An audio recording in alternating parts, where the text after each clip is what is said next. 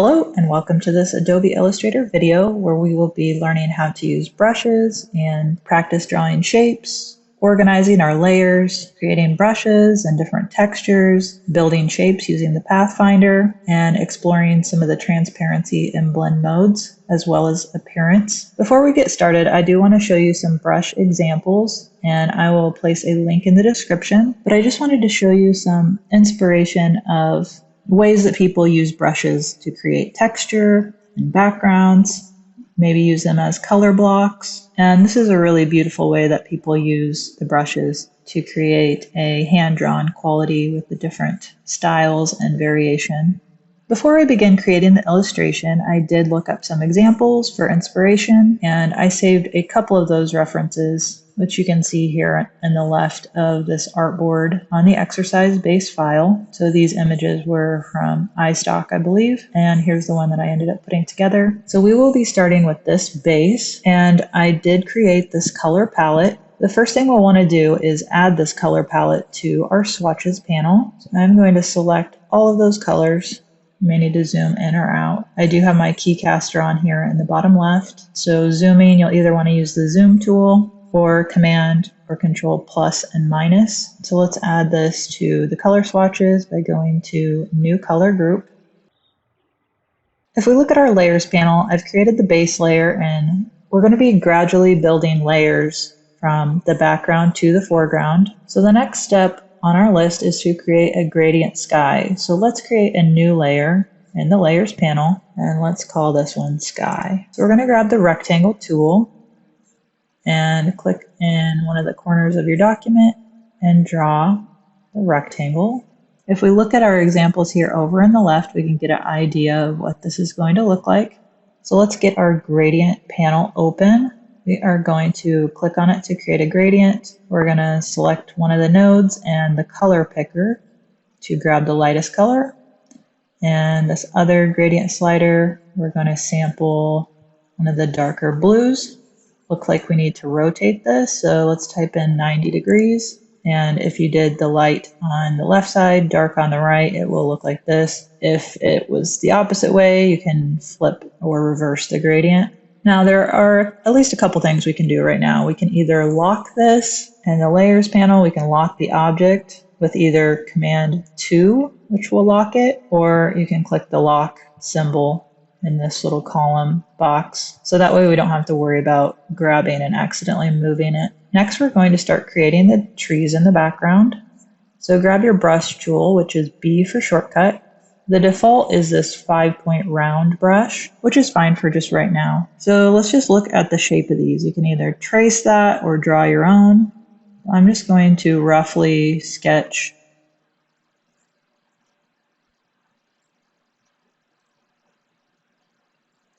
and as you can see, it's not perfect, but we can resize this with the black arrow. And if I hover in a corner, you can see this double-sided arrow, which means I can rotate it. And let's give that fill this dark color. We can either do that by the eyedropper tool, I for shortcut, and sample this bottom dark blue color, or over here in the right, whichever one will match this bottom color so it blends in. So if we click off, that's what we got for that tree. If you'd like to adjust any anchor points, you can do that with the white arrow, which is your direct selection. And if we zoom in, you can see that we can adjust these points as you would like. You'll also notice that we did not completely connect this shape. So what we can do is with the entire shape selected, we can go to Object, Path, Join, and that will make a solid connected shape. The shortcut for that is Command J. So we don't want these to be exactly the same. Let's click off and grab another color so we can see our brush, and grab the brush tool with B, and we can trace over this if we'd like.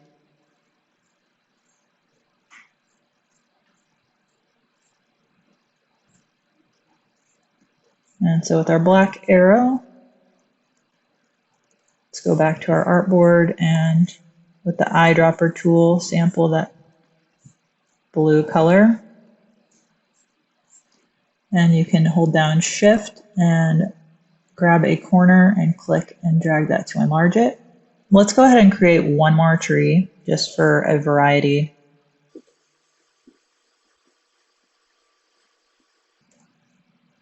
Eyedropper.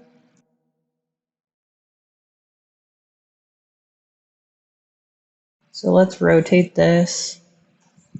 And if I hold down Shift, I can select each of those trees and move them all. You may want to scale them, holding down Shift and clicking and dragging a corner. And let's go ahead and flip these. I'm going to do a right click on that selected group of trees and go to Transform, Reflect. And we want to reflect this over the vertical axis. You can see on horizontal, it would flip it upside down. We're flipping over the vertical axis, and we want to make a copy of this so it's not just changing the selection. So let's copy it and Shift and move this to the right side of the page. And now we can individually resize some of these so we get some variation and it doesn't look too repeated.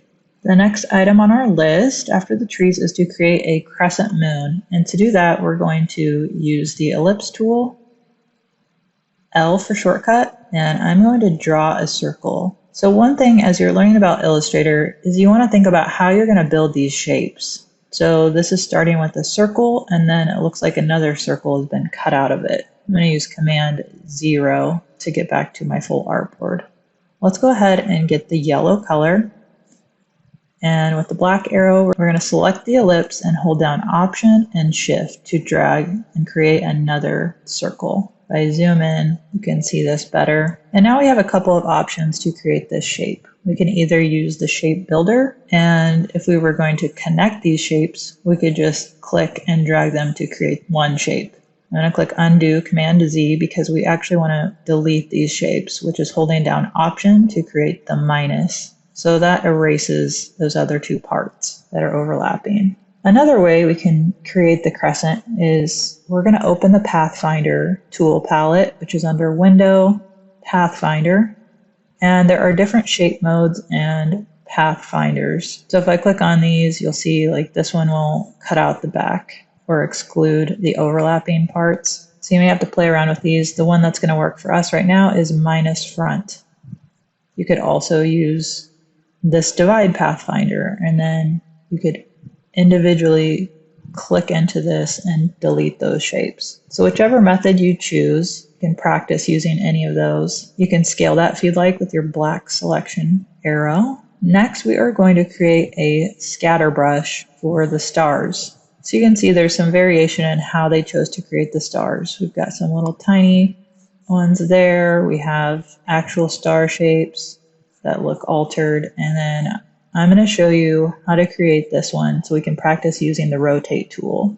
And we're going to create a line with the line tool, and we're going to draw just half of that vertical piece. And with our stroke selected, make that white. And for the profile, we're going to want that to be this where it comes to a point. And as you can see, depending on which direction you drew the line, you may have to reverse the profile. If we open up the stroke palette and show options, you'll see the profile here as well, and you can see how it flips. So we want it to be larger at the base and increase the width a little bit. Now we're going to practice using rotate. With the line selected and the rotate tool, I'm going to hold down Option and click on this anchor point where it's at the center. And here is in this dialog box, we're going to be able to shift whatever the anchor is that we want to rotate. So we do want 90. In this particular case, it's minus 90 degrees. We want our preview box checked on, and we're going to want to create a copy so we're not moving that original. So let's do copy, and you can either Option click again to bring up that, or since we already did a copy, we can repeat that action by the keystroke Command D, and that will duplicate that rotation. So same with just a regular line or any shape. If I draw a line and I hold down Option and Shift to create another line, I can repeat that movement again using Command D or Control D on a PC. So here we have a four-sided little star shape, and I'm going to use my direct selection to slightly move these sides inward so they're shorter. So now is a good time to select all of those four pieces and do a group, which is under Object, group or Command G. So that way when we click on it, we're moving the entire group of those lines. Now I want you to select that group and hold down Option, and we're going to create a copy. And we're going to scale down this copy holding down Shift, and we're going to make a little tiny one. And I'm going to space these out a little bit more. And let's hold down Option and create another copy that we're going to make about a middle size. And you can adjust the size of these strokes. So maybe we want this one to be a little bit thicker than what it scaled to.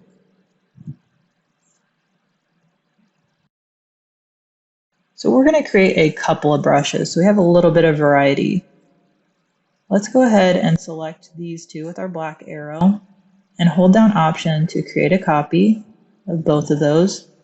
And we can adjust this just a little bit, however you decide.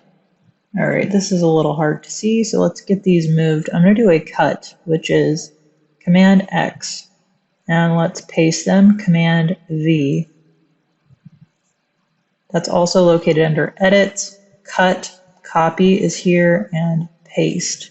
Let's zoom in, and we're going to select this group of 3. And over here in the Brushes palette, we're going to, either using the plus sign here at the bottom, we're going to click Add New Brush. And we're going to make this a scatter brush. Click OK, and it's going to ask us about what options we want for this. And I had already done some playing around, so it'd be quicker creating the scatter options. So let's go ahead and update these. Size and scatter to random. And let's do 40%, 200, minus 200 on the scatter, and 150 here, and 125. You could also name that. If we double click, we can go back into it and give that a name. So as you can see, it did apply that scatter brush to the strokes that we already selected. I'm going to move that off the page, and let's go ahead and do the same settings with these 2 stars with a new brush, scatter, and change the values again. You may want to pause the video and take a look at these. Okay, let's zoom out and move this star group off the page. And we're just going to grab the brush tool and let's just draw a brush. So that actually turned out quite nice. You can scale and adjust this. And as you see, when I click on the scatter brush, it changes each time I click on it because it is random. So compositionally, you might want to click on that a few times to see what looks good. You can also click on the 3 star, and then I can draw another one maybe, or you can even just click and it will add a star.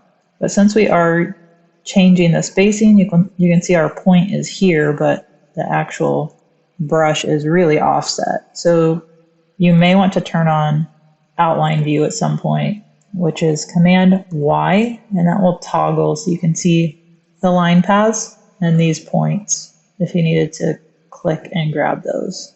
So we can click on a point and just use our arrow keys to shift and move those and play around until those look good. It doesn't really matter what shape you create. You can draw another one or click and create new points.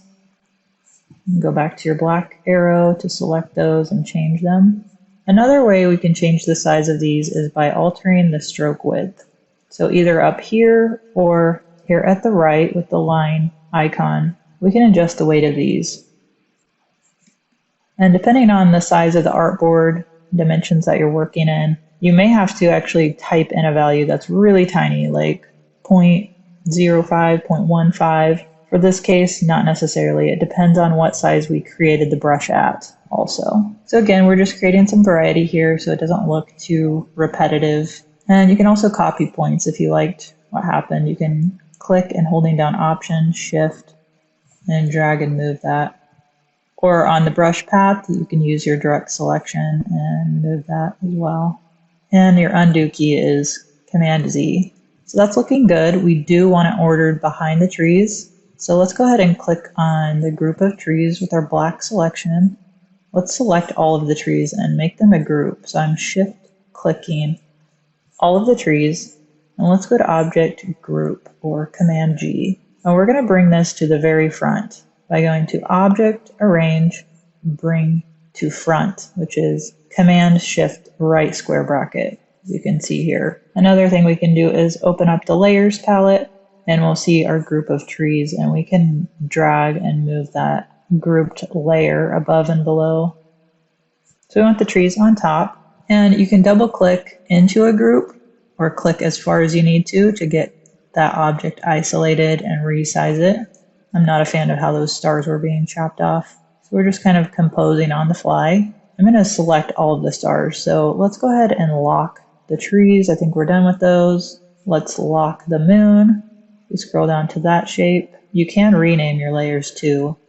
Honestly, when I am creating, I have quite a mess. I usually keep everything on one layer as I'm designing and move pieces or group them quite quickly. And then if I'm preparing it for print in a certain way, then I will start organizing those into layers. But this is definitely much better for teaching and showing the correct way to order these. So let's grab the black selection, and we're going to grab all of the stars. Let's go ahead and group them as well. So Command G, or Object Group. And that way we don't have to worry about individually trying to find those. What I want you to do now is go to Effect and Blur, then Gaussian Blur. And we are going to play with how blurry these little stars are. So a lower radius is going to keep them sharper, and as you increase the radius, they will get a little bit blurrier. You can zoom in as you're doing that.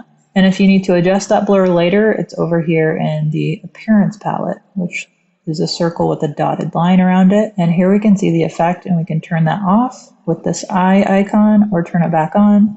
You can click on the effect and that will allow you to edit it again. So I'm just making them slightly blurry, about a radius of 3 pixels. Next, we're going to start working on the log rings, the detail, and the distressing. So let's go ahead and create a new layer above the sky, and we can call it Log Details. And we can go ahead and just lock the sky layer. And let's take a closer look at what these logs look like. So what we can do now is take the brush tool, and let's make sure we're on some kind of default. And you can see as I'm hovering the outline of how large this brush is. So that's quite large. Let's go ahead, I'm going to undo, and I'm going to use my square bracket keys to decrease the size, or the right square bracket will increase. But I want these to be small. We can either use what I have currently is just a white stroke, or you can change that to another color just so we can see where we're drawing. So I'm just going to click and freestyle some lines with the brush tool. And these don't have to be perfect, but we're just going to kind of give an idea of where these rings and distress points are. So like that one wasn't very pretty. We can just do an undo, Command Z. So we've got quite a few here. You can make little, maybe add more detail, which might be nice. Pretty quick and easy to do. And let's get to the center. All right, so some of these points, like where the shakes are in the log, we might want to select those and group those in particular. I'm going to do Command G to group, or Object Group. And I'm going to want the profile to be from the large to the sharp point. And to do that, we're going to need to go to the basic brush definition. And let's increase the width. As you can see, based on where I drew them, they need to be reversed. If we need to adjust any points, you can use the direct selection white arrow and move like that curvature. If you want to remove curvature completely, you can select points, and Convert will remove the curve. Or in contrast, you can add smoothness or curvature with this other icon. So I want that to be sharp, and I don't want that to be overlapping so much. So now I'm going to select everything with my black selection and unselect those pointed pieces. Let's go ahead and group these, Command G, and let's open the brush palette here at the right, and you may want to extend that, and there are all sorts of brush options. I laid those out in your instruction document so you can get an overview of what those look like. We've got chalk or charcoal pencil styles, paint brushes, watercolor, and some other ones. When we go to our brush palette, we can check out these libraries by going to the flyout and open brush library. And here is where we can open, let's say, artistic and the charcoal, and it will open this little box where you can click on any of these, and you can see they're quite large for the size that we're working. So we can just adjust the stroke, let's say 0.1, and that's much more realistic. So you can click through some of these and see which distressed look you like best. You can also navigate through these libraries. So in this panel, right here at the bottom, you can click these arrows and go through these different libraries. So some of the most useful libraries are the ones I laid out on those pages. As you click through, some of these are quite poorly designed. So I mostly use the paintbrush or the more realistic looking ones to help create texture. So I'm going to go ahead and do just this slightly textured one. Let's select all of the strokes and let's give it a brown color from our swatches panel. So with that selected, let's bring it over to our base. I'm going to do a cut, Command X, go back to our artboard and Command V to paste that. And it looks like we need to scale it. So I'm holding Shift with the black arrow, let's select it, and then let's align it to the log. Let's make sure all of those are grouped. Command G. As we're scaling strokes, I do want to note that when we go to scale, if we double click on the scale icon, we can see that we have an option to scale the strokes. There may be instances when you're scaling an object and you want to keep the stroke the same without having to constantly define the stroke. So right now we are scaling strokes. As we enlarge the strokes, they're proportionately enlarging, and that's what we want to happen right now. So that's looking pretty good. To be more efficient with our time, I'm going to select that and hold down Option to duplicate, and we're going to rotate this. Again, trying not to be so repetitive looking. We want it to look more handmade. So it's okay if you stretch these by going to one of the edges and just making sure some of these are aligned better. And you can select all of them you've made so far and duplicate again, or just go ahead and copy and adjust these to fill all of those end pieces. You may want to zoom in really close. Sometimes I find myself working way too far away. So I'm holding down Option, clicking and dragging to duplicate, or you can do Command C and Command V to copy and paste. You may want to erase some, and you can use the eraser tool, which is Shift E, and maybe want to erase some of those strokes. Or you can select the individual anchor points and delete from there. However you need to edit these. Maybe you want to use your arrow keys to help with small adjustments, or Shift to make bigger moves. Shift in the arrow keys. All right, that's looking close enough to me for now. Let's go ahead and use the brush tool to make some brush strokes along the logs. We can either do that with the line tool to create straight lines and then apply a brush that way, or you can use the brush tool itself, which is B, and I'm just going to create some little lines. Again, you can just do Command Z to undo.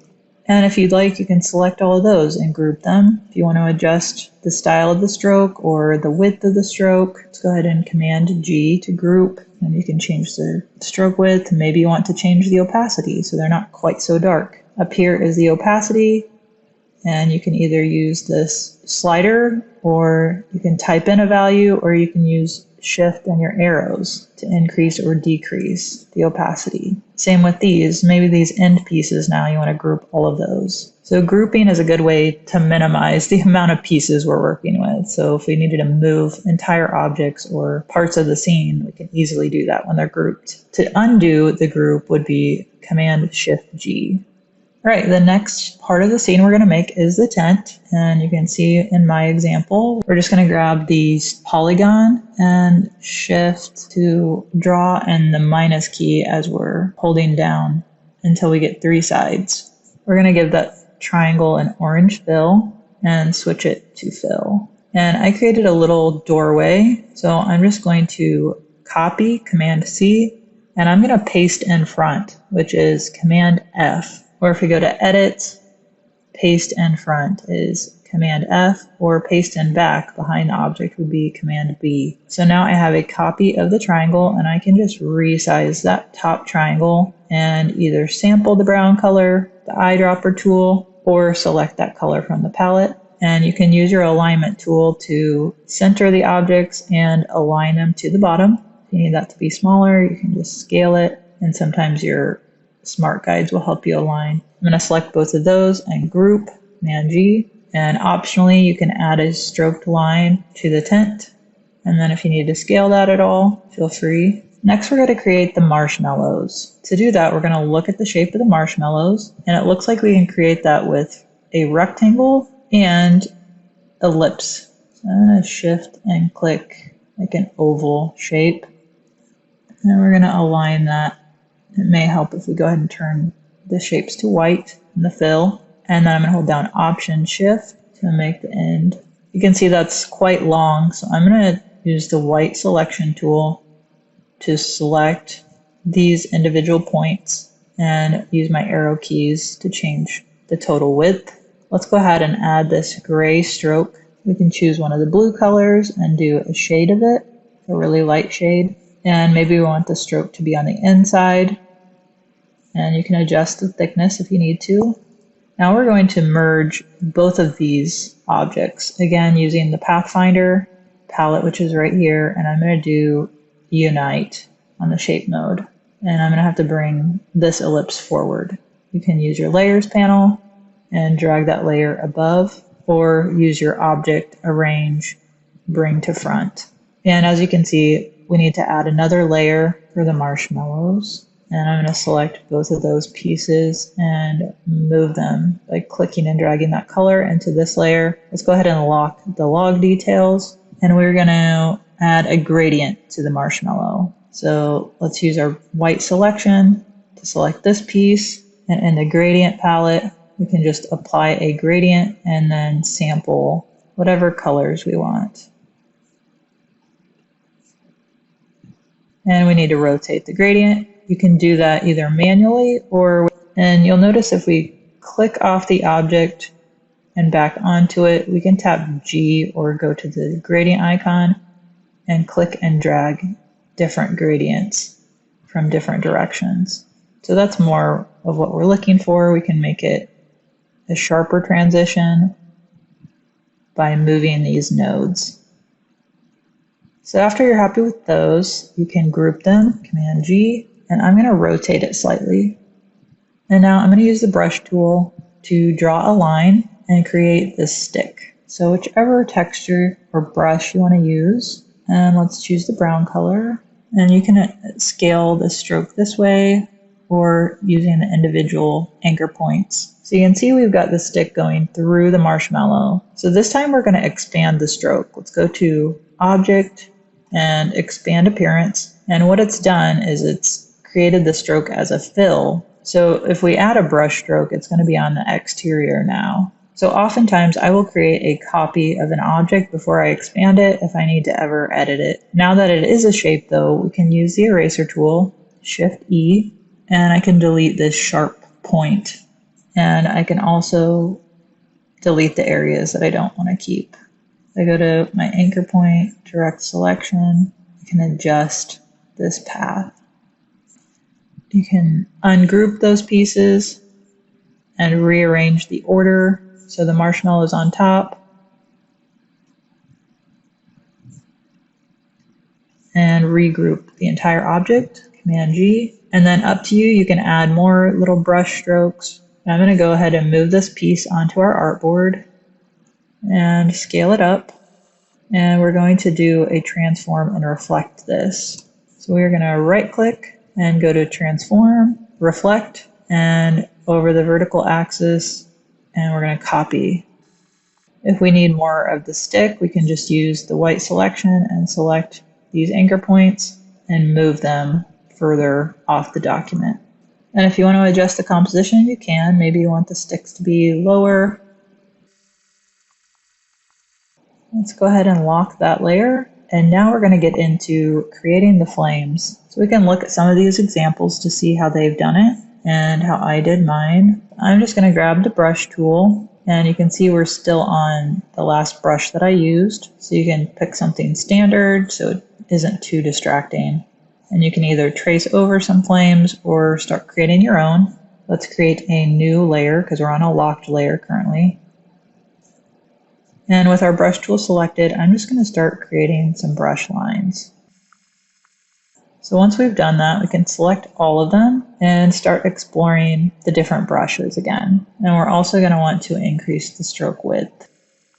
So that one might be nicer. You can see some pieces that look a little more realistic, like crackling. And then we can go in and individually select pieces and go to our color palette.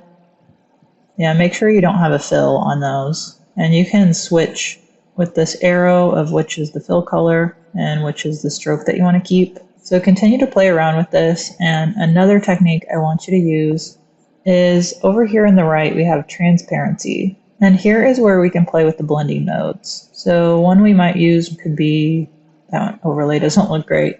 We could do color dodge on some of them. You may just want to play around. So maybe you do one color mode and then you select them all and you do a copy and paste in place, Command F, and you start building up some layers. So like that's looking much better. And then you may want to copy and duplicate other pieces and change the color.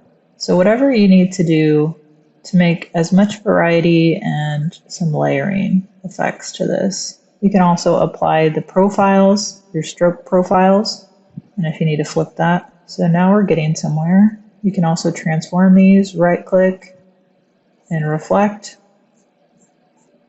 And you can also use the cut tool, which is C for shortcut. And you can cut a path, kind of break it, and again, give you more variety.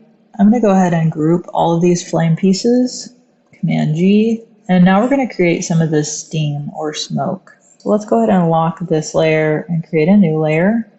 And we're going to use the brush tool again to create some little steam or smoke marks. And you can see it's still on what we were using before, which is fine for right now.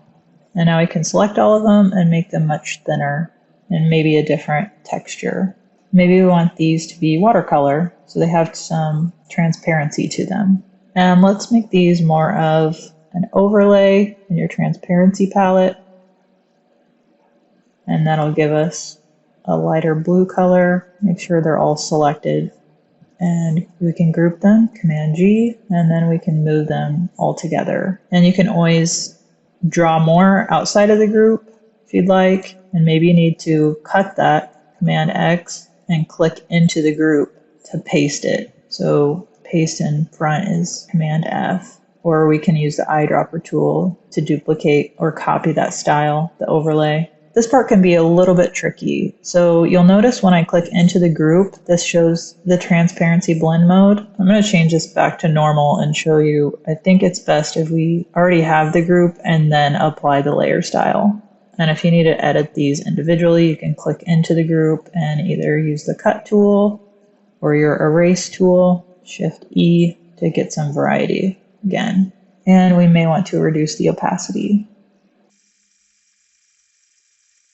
So I'm going to cut this, Command X, click into the group, and Command F to paste it in. And if we use our selection tool, the A, I can just click on that path and adjust the stroke independently. And we can lock that layer if we'd like. If you need to, if your work area is getting too crowded, you can close some of these panels. And I'm just kind of looking to see and compare. You can unlock any of the layers to adjust the composition. In this example, it looks like they're using some variation in color on the trees, so maybe you want to do that in yours. And you can turn on and off the layers. You can unlock the layer and reorganize. So like those trees are on the sky layer and locked. The last thing I'm going to have you do is we're going to create a grain texture. So if we look more closely at this one, you can see there's a texture to it, which is kind of a nice effect. It's just very subtle though. And I'm going to create a new layer for this. And let's draw a square over this entire artboard. You can hold down Shift to keep it a square. And this time we're going to go to Effect, Texture, and Grain. Or you can just go to the Effect Gallery and you can zoom out a little bit if you need to here in the bottom left corner. And we want to go to the Texture folder and find Grain. And this is a little hard to see with the dark. You can change the type of grain.